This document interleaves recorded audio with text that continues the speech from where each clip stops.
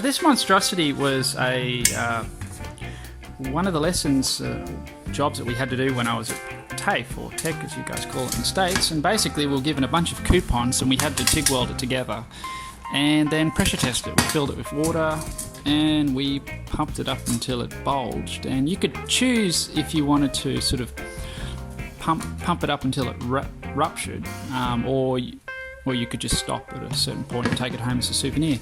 Now, I can't remember if this one was mine or not. I do remember fetching a few out of the bin, as I've got a few of these lying around, because I carefully observed which ones held pressure and which ones didn't, and so I knew they were watertight. And I've been looking for an excuse to use this sucker for a while, and Mr HoneyDo's Foam Mate is just the excuse I needed, because this will hold quite a bit of liquid, and I managed to buy the wrong sized PVC pipe to suit these caps. So I'm just going to make do with what I've got lying around.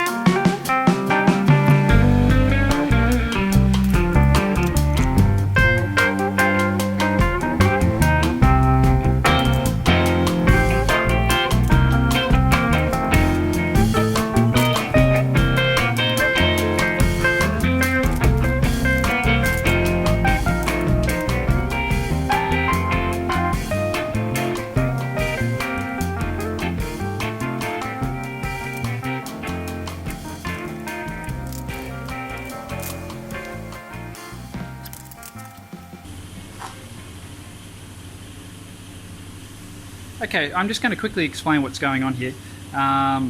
Basically, there's not a lot to explain. This might look complicated, but it really isn't. Air goes in. We have a valve here so I can turn the airflow on and off. And these two thingies here are just flow controllers. Basically, you screw them out to increase the flow, open it right up, gives you full pressure, and if you close it right down, it actually turns it off. So, what it gives you is a really nice fine control, 5 movement. This is all 8mm airline, high pressure hose. This stuff's is good old made in USA. Look at that. And this stuff is brilliant. Basically, this is all we use at work. You don't have to worry about pipe clamps or things coming loose. In my experience, this is just brilliant. This just, you know, if you want to take it out, if you want to pull it apart, you just press in on the little flange there, and that will release the hose. It's as easy as that. It won't come undone under pressure, and all it requires is you to push it in, and that's it. It's locked in. The harder you pull that, the tighter the grippers on the inside grab the hose, and when this is under pressure, it's very hard to remove these, near impossible, which you really don't want to do for safety reasons. There we go. Now that is going to go on there. Before I do that, I'm going to clean this up. As you can see, this is rust, so we have committed the cardinal sin and welded steel to stainless steel. Hey, this is what they provided us at TAFE. What I'm going to do is I'm going to use this rust converter, which will turn that rust into a really nice inert coating. according to this, converts rust into a protective inert barrier. Yeah.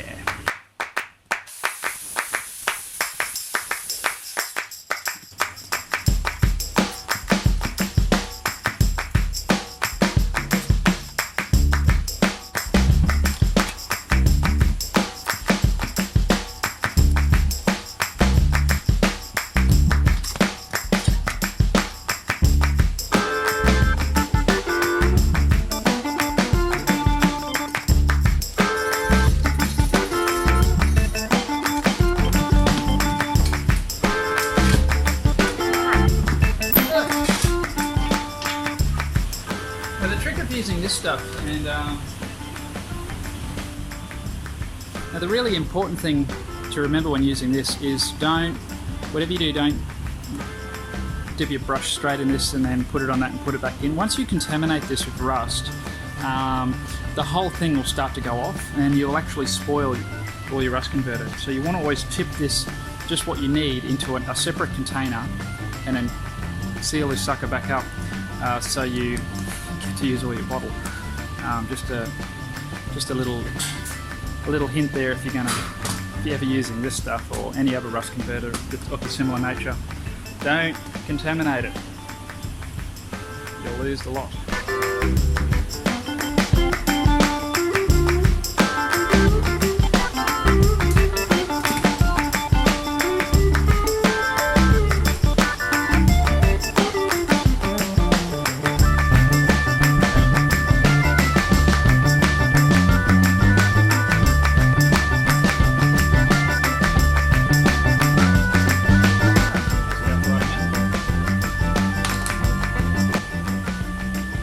Surfaces to dry, approximately 2 to 3 hours, depending on the conditions. Safety, keep out of reach of children, avoid contact with skins, eyes, and don't eat it. No worries. Oh well, I didn't get any on me, so I probably should have been wearing gloves, but what do you do? Deed's done now. Okay, that didn't take long at all. Shows how hot it is here at the moment. Yesterday was a top of 41 degrees C, so I don't know what that is in Fahrenheit, but she was hot, and the wind, just the breeze blowing, was like, it was like sticking your hand like in front of a, you know, like the hand dryers you get in public toilets. The breeze felt like that. It was really disgusting. Anyway, that's touch run in. That's not bad. That's it. Let's move on.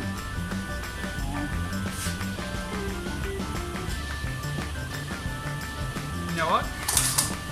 This is not flat, so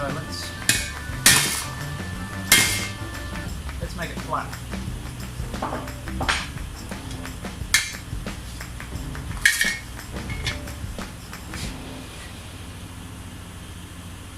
That's a lot better.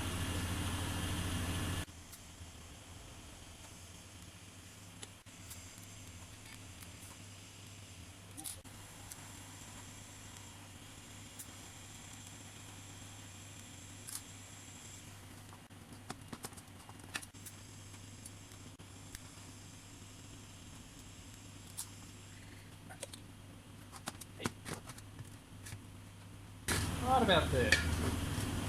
Now. Oh, what's wrong with this drill bit? I sharpened it, that's what's wrong with it. That's better. Didn't quite have the point right.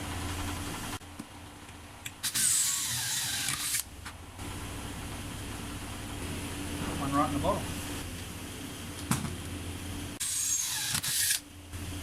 Lovely.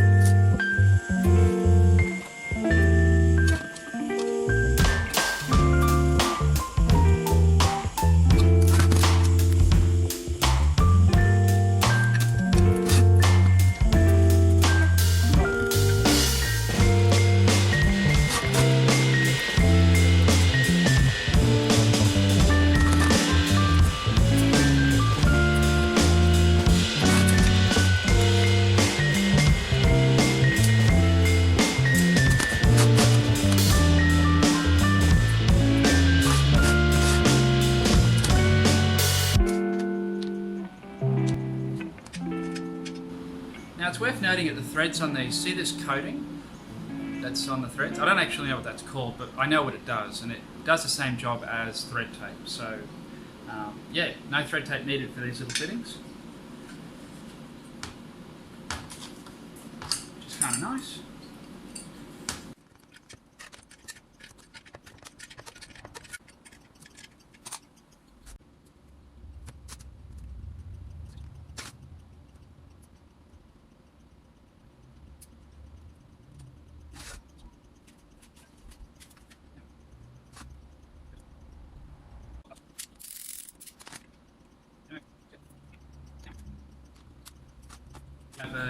The outlet here, which I've said probably 100 times. That's the outlet for the soap, and this is the air out that'll go straight to the wand. Both of these will end up going to the foam wand, I guess you'd call it. Despite it looking like a large metal monstrosity, it's actually not that heavy. It'll be a little bit heavier once it's full of water and soap, but it's quite manageable. All right.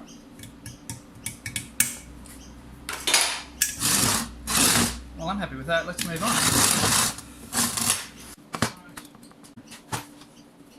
Flying around.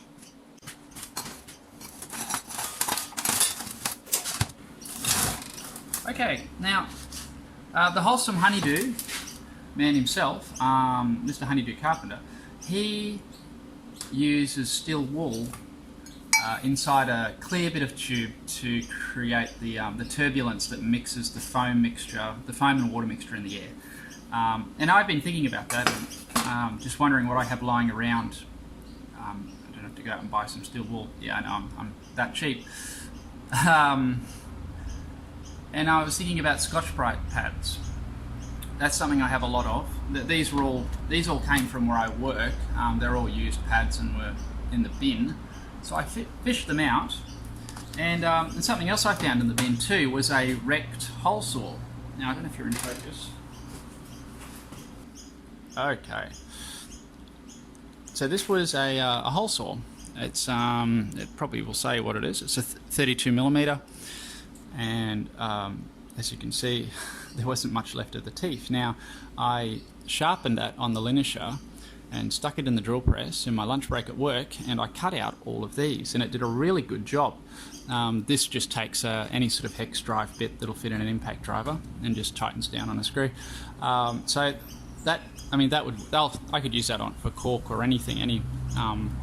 It's actually not a bad way of punching holes in anything. Particularly, we use this technique a lot on rubber belting. Unlike a hole punch that you would use a hammer, you'll find that the hole tends to shrink, always smaller than what the punch is after you've done it with a hammer. But when you use a drill and you spin it like this, the hole doesn't shrink. It stays the size that you want it to, or it shrinks a lot less anyway. So I'm just sharing a little trade secret there. It's a trick that a belting company showed me, and I'm passing it on to you guys. As you can see, the Scotch-Brite polished the inside. So yeah, it's not a bad use. So that's not a bad use for your old hole saws. Once you've worn the teeth off them, just linish it off completely, sharpen it up, and use it as a hole punch in your drill press. It's a really quick and efficient way of punching out holes. I left this the hex stud coming through just a little bit, so that when I punched it, when I drilled the hole, it just popped it straight back out. It's actually really quick. But anyway, I'm going to pack those suckers in this bit of pipe. Layer on top of one another. I reckon that's going to generate some great turbulence, and hopefully mix the water and soap solution very efficiently.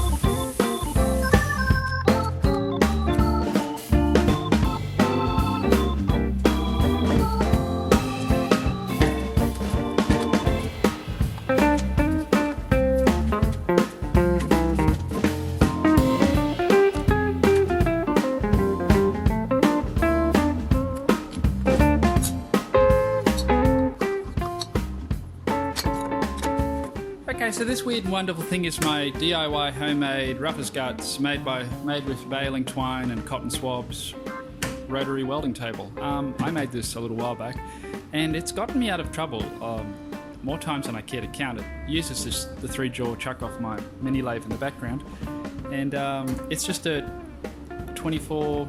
It's got a 24 volt motor inside, so it's a DC motor. It spins in the appropriate direction for a lefty like myself, so my right-handed mates who are welders find this the most frustrating thing in the world to use. And to be honest, it needs a real overhaul.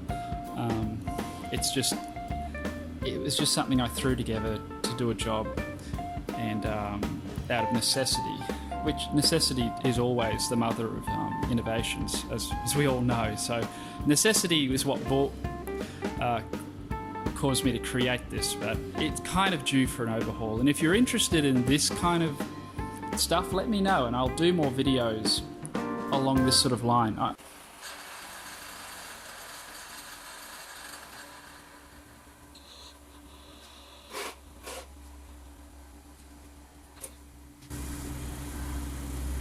do you want a little lesson on TIG welding? You probably do. I hope so. When tacking, it's probably one of the hardest things that I learnt, that I had to get my head around, was tacking without filler metal with TIG. And it's kind of because it was, my natural response was to, I won't turn the heat up, I'll turn the amps right down so that I can just melt the two together. I won't blow a hole in it that way because, I haven't got filler rod. And actually, that's the exact opposite of what you need to do. You actually want to turn your amps right up to tack without filler, but you want to be on-off real quick. You don't want to, you want to turn the amps right up, have it turned like way too hot for what you need. Like this is, that's a bit of 1.6 mil, and that's a bit of 1 mil stainless steel. And you would weld that at like 45 amps, 50 amps. But I'm going to tack it at like 80, so 85 even, and just be on and off real quick. And yeah, if you don't go really hot, you'll just, what'll end up happening is that it'll start to melt, but it won't have enough temperature for it to bloop down and sort of join the two together. You want it to melt both sides simultaneously so that the whirlpool joins together. If it's not hot enough, what happens is that it just ends up burning back the edges. It's the most frustrating thing because though I do have a hand free here to tack with filler, there are so many times that you'll find yourself in a situation where you don't have that spare hand. You're holding the part that you need to, holding the part in place that you need to tack. You've only got one hand free. You're by yourself. Turn the amps right up. And that'll really help you with tacking with any material. Yeah, hotter is better for tacking anyway. And I want the downslope right off. Turn the current up.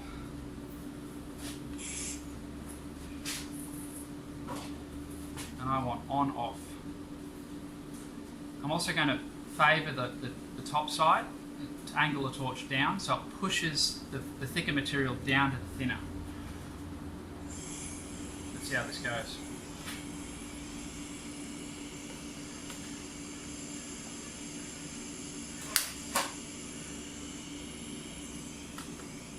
Just like that.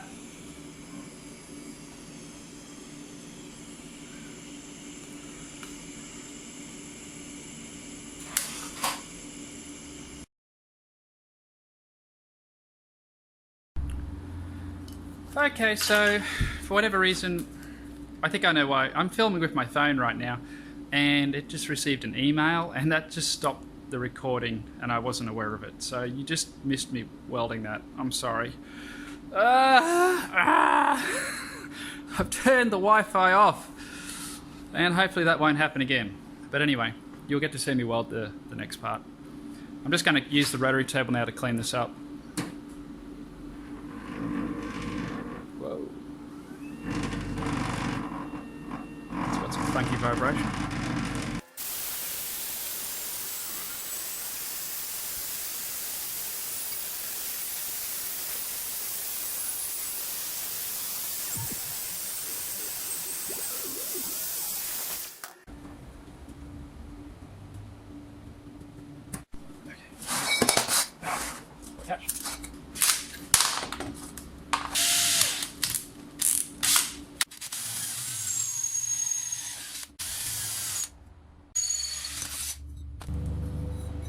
I want to drill the holes in now because if I don't, when I weld this cap on, it's going to become a pressurized vessel. There's going to be nowhere for the air to escape, and as we all know that hot air increases, you know, steam, all that good stuff, heat. Basically, you don't want this to be completely closed, because when you get to the final part of your weld, the air will have expanded because of the heat, and it'll just blow holes in your weld. You'll never get an airtight weld whilst you're welding on a sealed container. You need to have it. You need to have somewhere for the air to escape. Oh, anyway.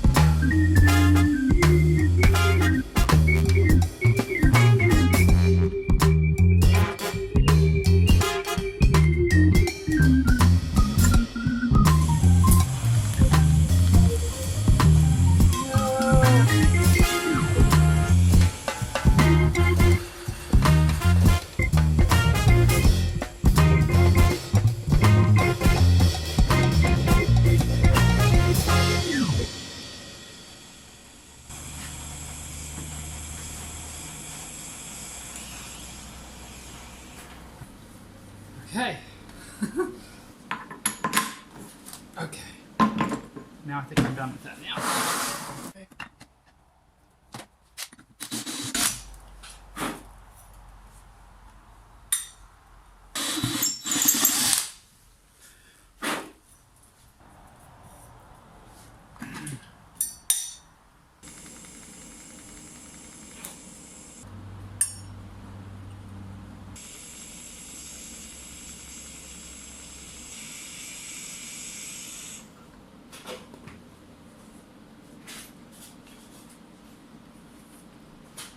Sweet.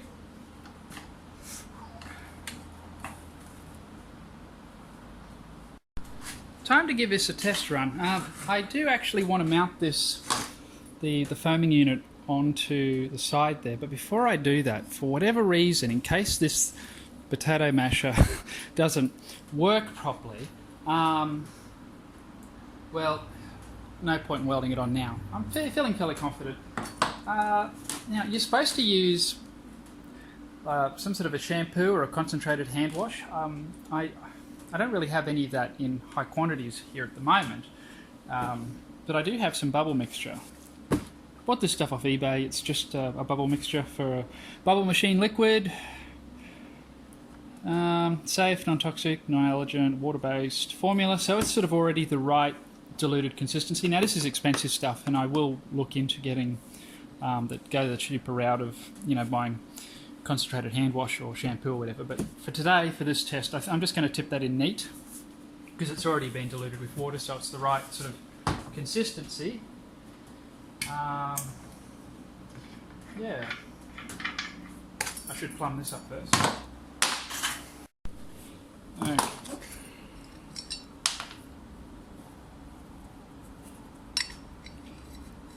These fittings are second hand, but they're still good.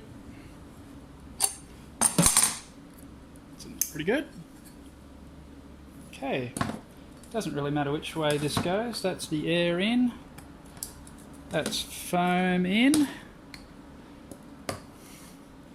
Alright, I can tip some liquid into this sucker. I think I want a funnel. Ah!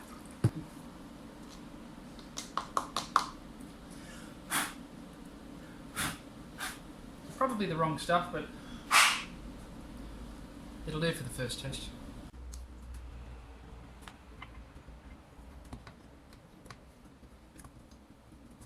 Let's back you up a bit. Let's make a good old mess inside.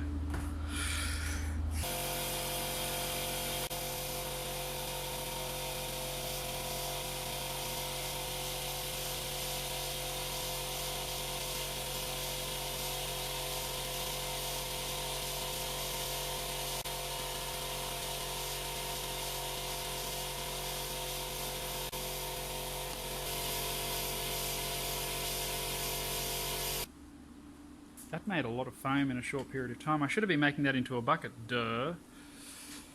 I like it. Alright, let's keep going with the build. That's a good proof of concept. I think the airflow needs to be played with a bit. I think by the time I was getting the airflow right, I used up all the bubble solution. I hadn't put a whole lot in there. I'm definitely going to have to work out try some different sort of foaming solutions in it. But anyway, that's enough yakking. Let's finish this sucker. Just made a really interesting discovery, and I think this will change how this will work. Is when I just pulled this thing apart to weld a bracket on it to stick it onto there, bubble mixture just started trickling out the bottom here. In other words, it was sitting in here. And that's interesting. That means that I need to have the air take coming in at the bottom so that as the bubble mixture flows in, it's going to be bubbling and churning up down the bottom here. I'm not sure which way I had it in the test before, but bubble in mixture in the top, airflow mixture in the bottom, so that it stirs it up and stuff on the inside, if that makes sense. That's yeah, I think that could make a big difference to how this works. I'm just going to stick that on there. Stick that on there. This thing is so steampunk.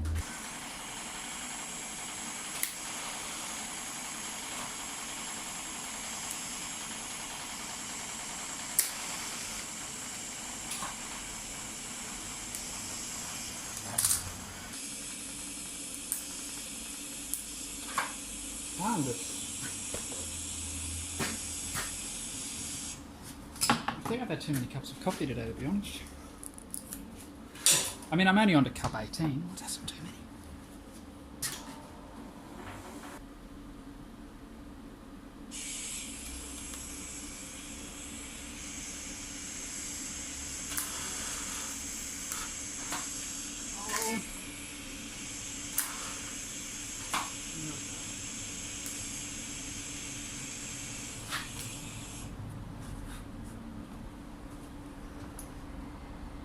Now, that is open at the bottom, so that's not a pressurised container that I'm welding right now, so it's all good. Maybe. Try to bring you along for the ride.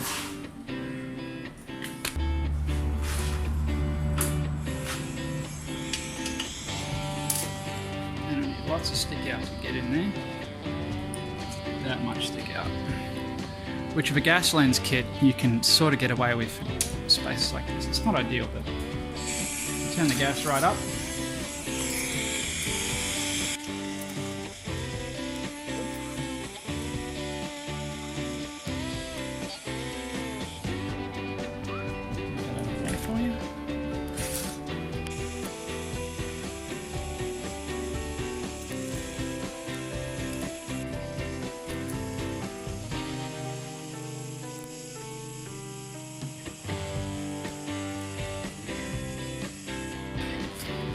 Finish the plumbing.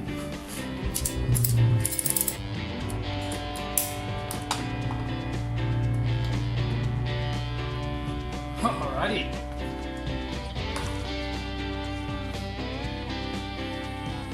Oh, this thing is nuts.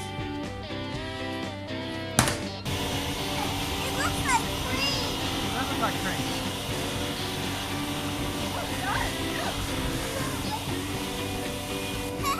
It's like whipped cream. It's beautiful. Looks like stone. Yeah. It looks like stone.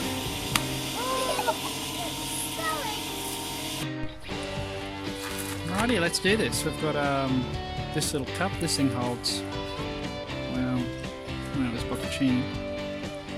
200 grams of bocconcini.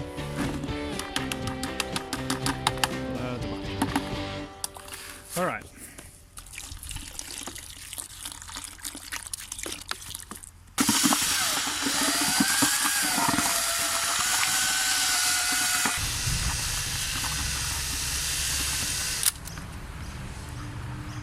Yeah, it's sort of like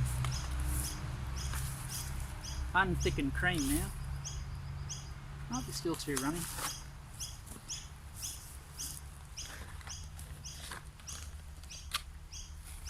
We'll add a bit more.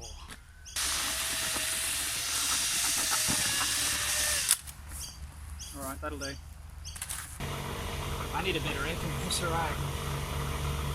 It's just struggling to keep up with this.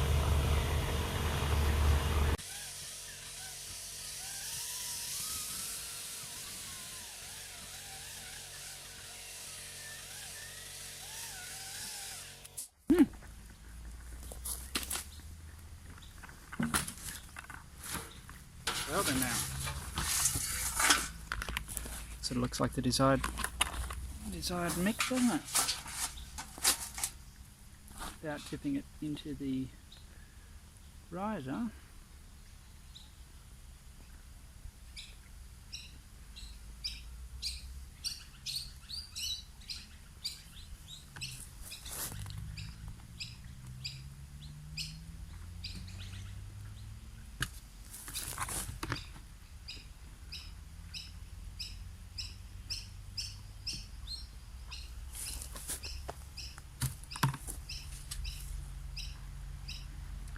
I'll go stick this on a level surface so that it cures nice and flat. So how did we go? I tipped this one out perhaps a little bit too early. This was the leftovers of the foam and it's all very green and it fell to bits.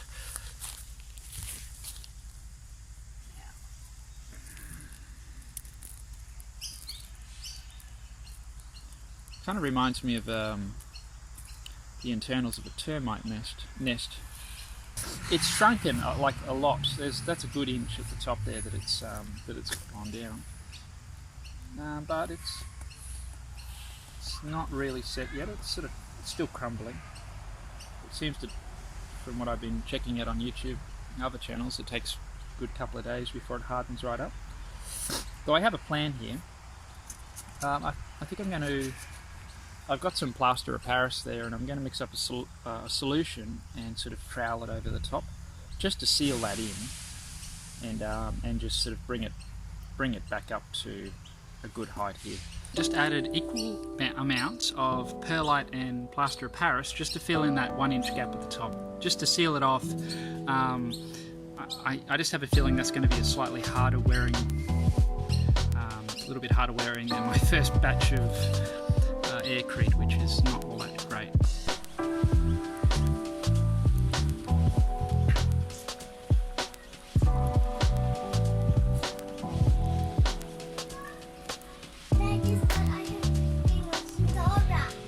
You've been watching Dora the Explorer? Yeah.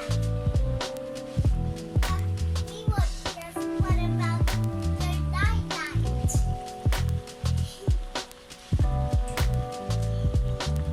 The night light. Oh, really? Isn't that funny? Ridiculous. I watched Hello, I'm Baby Bear.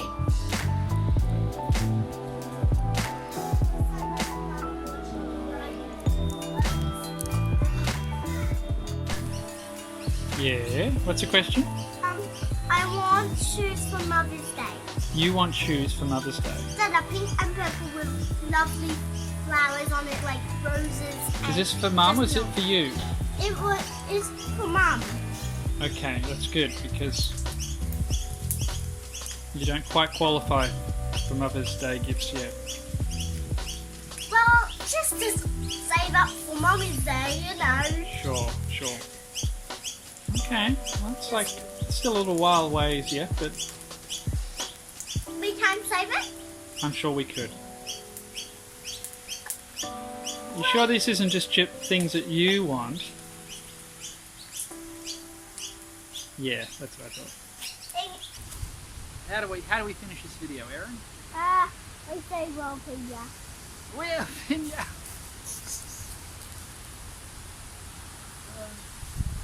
Try to make a bubble sandcastle. Here we go. No. I can splash in it. Oh, well. Look at my feet. Oh no! It's thick and it's creamy, and I'm going to call that a success. I don't know if it's as good as a Foam Mate or not, but it's so. Thank you, Mr HoneyDo Carpenter and Mrs HoneyDo, for what you've done for making aircrete just that more accessible for the average bloke. I've learnt from what you've done and created this. So, yeah, it's different, I know.